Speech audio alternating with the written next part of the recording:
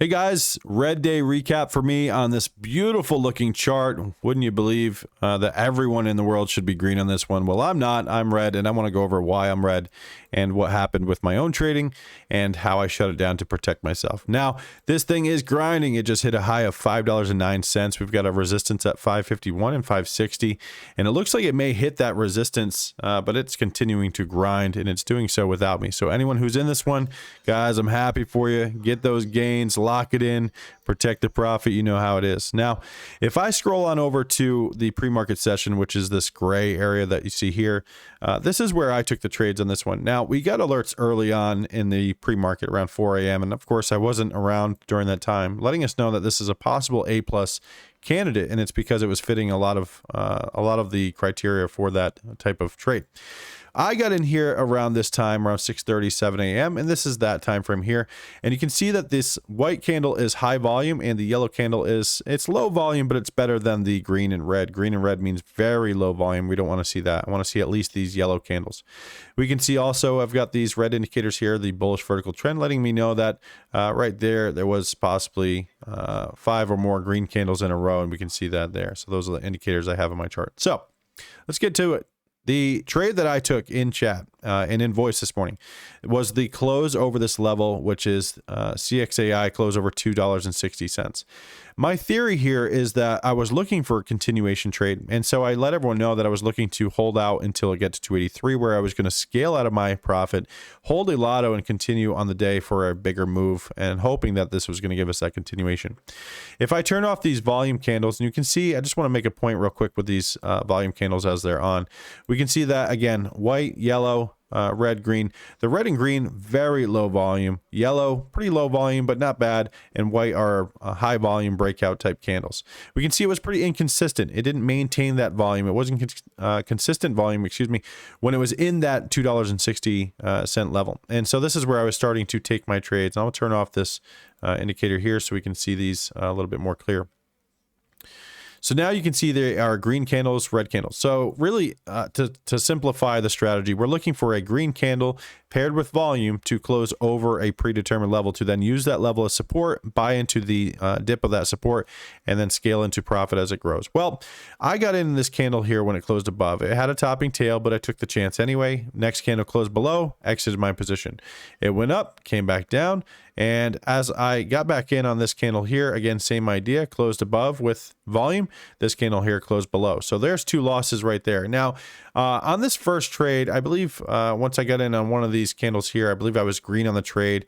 And I was even green on another trade when I took over here. But I did not take that profit. I left it on the table. I was looking for a bigger move. And again, looking for that continuation. And it kind of bit me in the butt a little bit.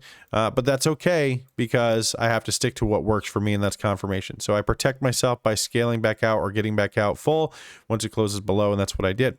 So it closes back above, as we can see here, with 90,000 shares. The volume's here at the top. 90,000 shares closed above, closed back below 21,000 shares. So such little volume. It was just not liquid at this time, and so therefore it was hard to be able to really trade it with enough size for it to matter. So was being a little on the selective side, a little hesitant side of my orders. I ended up taking about 3 to 4 trades in this little gap here, all over the 360. And every time it closed below 260, every time it closed back below that level, I had to bail on my trade. And once it finally closed back above here, well, I was already 4 trades into CXAI as a loss. And for me, guys, with my experience in this market, usually 3 to 4 trades at the same level is my maximum. That's where I throw in the towel and say, you know what, I'll leave it alone and I'll look for another opportunity elsewhere. As I mentioned to the group, I did think that this was going to be a runner possibly on the day, and I told them it would not surprise me one bit if we saw this thing hit $4 later on, and we'll get to that. Of course, we know it hit 5. Now, it got choppy in here. Again, it closed below, closed above, all this good stuff. If anyone got in on this candle that had 112,000 shares, it closed above, it did hold and hit that target. Once it hit that target, we're now looking for a close over this level to maintain bullish for a move up to $3, which would be about here if I put a mark there. Now, if you're not comfortable or used to the half and whole dollar levels, I recommend putting those on your chart until you are. For me, I'm comfortable, so I don't put them on my chart. We had a close above this level on this candle, but it basically filled the gap to that $3. So that's an issue there. It basically filled the gap. So now at this point, it filled that opportunity window, and we're looking for a close over $3, which would be right about here. That's the close at $3. So even though it did not hit that level, it was 5 cents shy of that gap. So I would consider that a target hit at 3. So now at that point, if you're looking to get in, we want to see it close over 3 to maintain bullish. Over here, we close back below. This is a bearish move, bullish move, bearish, very choppy, but this is a smaller time frame level used with a smaller time frame chart, which is going to hold less weight in my opinion. As it closed over, it then finally held, which this is not the move that we're looking for. Again, we would put a line around $3, which would be right here, and we're looking for a candle to close over that level. So let me go ahead and do that now. So $3 is right here, and I'll remove this line just in a minute, but for example purpose, everyone can see it. Closed above 910,000 shares, so we had a lot of volume. It finally got liquid, right? Market hours. Closed above, held, hit target 1 minute later. Closed above this level, continued up, came down and tested. And what's the level? The level would be 350, right? The $half level. So that's right about there.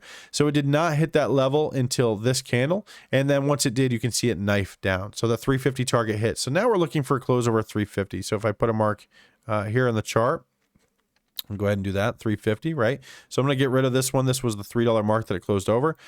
Then we have the 350, closed over that 350 level. And then as you can see, or excuse me, did not close over, it hit that level and rejected. It closed below this level, so now we're looking for a close over this level here. Closed above, filled the gap. We need to close over here, fail, right? So it's pretty choppy, and you know, it actually, despite it being choppy, it's actually clean all at the same time. IDAI hitting targets or alerts right now. So this one then closed above here, had a bullish vertical trend, right? So even though it closed above, yes, it was bullish. We knew we had 5 or more green candles, so we knew that was a red flag, and it closed below. That would be our signal to bail on the trade. Closed back above here, could take the trade here, but I think the trade over this level above would be a little bit better because it has not closed above yet. Did so here, and within a few minutes hit the target, right? And we continued to grind, and I won't go make this video any longer than it needs to be. But what I'd like to point out here is when I turn the volume candles back on, we're looking for the white candles as high volume. We got our high volume throughout the day. We see when we got the bullish vertical trends, we got a little retrace from each one of those, right? So every time we saw a bullish vertical trend, we saw a retrace. And this is the first major red candle, which is pretty rare to say all the way since 4 a.m. this morning. So all the way back until here, or first thing in the morning where it had no volume.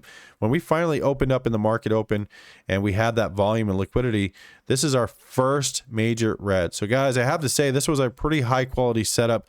It just didn't work out for me, and that's the bottom line. And it you know, it does, of course, you know, it can hurt and sting a little bit watching it grind up without you, but I have team members that are making money right now, and that makes me happy. So guys, I can't take wins on all of these trades. I wish I could.